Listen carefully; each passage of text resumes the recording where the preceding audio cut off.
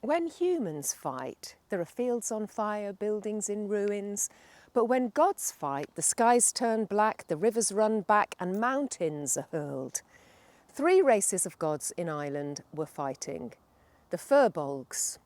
And the leader of the Firbolgs is Taitiu, the mother goddess. She fights by creation. Breathe and breathe and.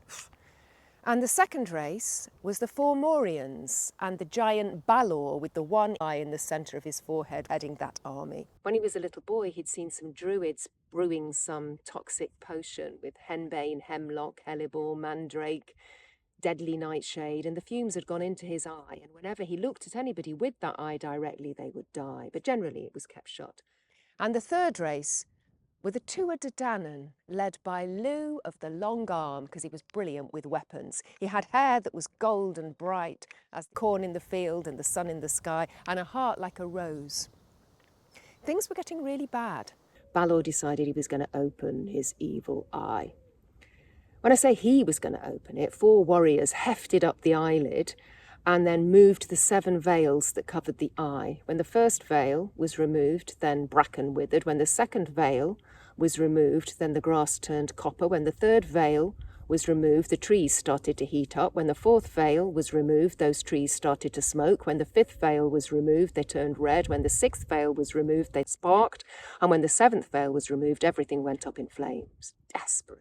Lugh realised he was going to have to do something, otherwise the whole world would be decimated. And so he got the blood from vipers and frogs and bears, and he mixed it with magical sand from faraway seas. He made a hard, compacted ball, put it in a sling, and spring! It went in through Balor's evil eye and out the other side. The war was over. Except was it over? Famine. Nobody had anything to eat. And that's when Taitiu came in. As a Firbolg, she had hard work in her DNA.